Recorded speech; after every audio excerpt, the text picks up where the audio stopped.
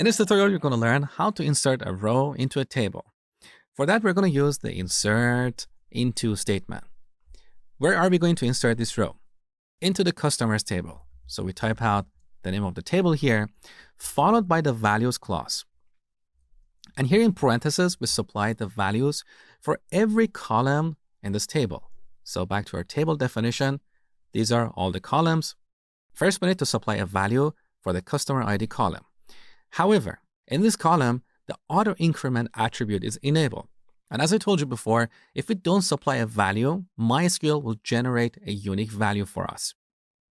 So we can go back to our statement and either assign an explicit value or use default to let MySQL take care of generating this value. And this is the preferred approach.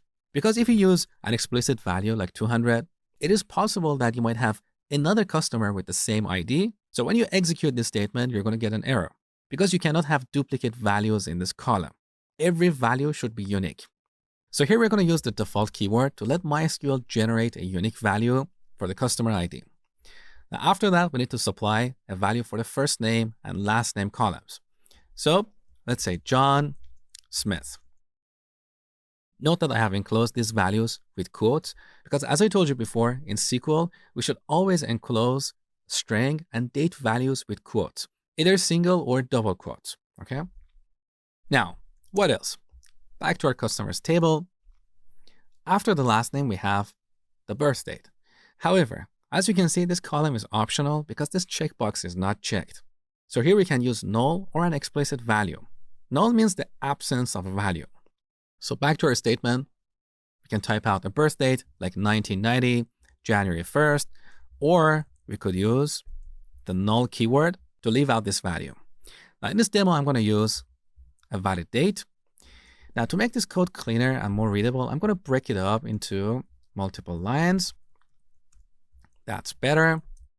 Now back to our table. Next we have phone, and phone is also optional because this checkbox is not checked. And null is the default value for this column. So here we can explicitly pass null or use the default keyword and let MySQL put null into this column. It's exactly the same. So back to our statement, we can pass null or default. Both these keywords will have the same result. In this case, I'm going to use the null keyword. All right, let's have one more look at our table. Next, we have 4 more columns that are required. So address, city, state, and points. And note that points has the default value of 0. So we can either use an explicit value like 200 or use the default keyword and let MySQL generate 0. So back to our statement. Let's type out an address. It doesn't really matter. Followed by a city and a state, let's say California. And finally points. Again, we can use an explicit value or default. So this is how we can insert a row into a table. However, in this example, we are only supplying values for first name, last name, birth date, and these address fields. So we're leaving out the phone number, the customer ID, and the points. So there's another way to write this statement. Let me show you.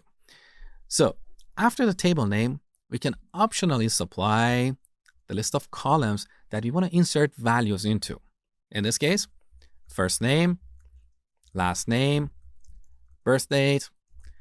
Now, once again, I'm going to break up this statement into multiple lines.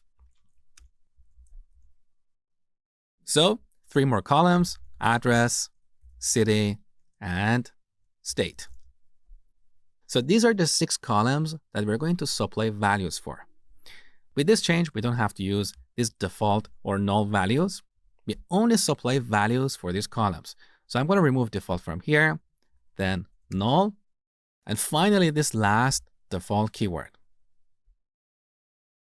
So these 6 values that we supplied here are used for these 6 columns.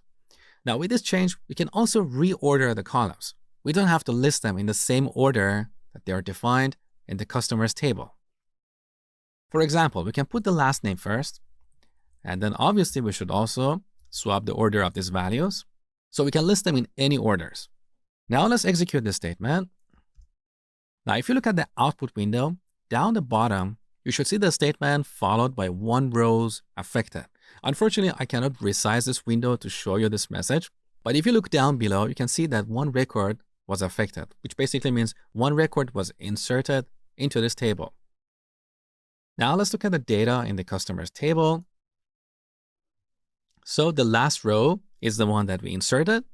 You can see that MySQL automatically generated the value 11. This is the effect of auto increment attribute. So it takes the value of the last row and increments it by 1. So here we have the first name, last name, the birth date. We didn't supply a value for the phone attribute, so that's why we have null here. We also have address, city, state, and the default value of 0 for the points.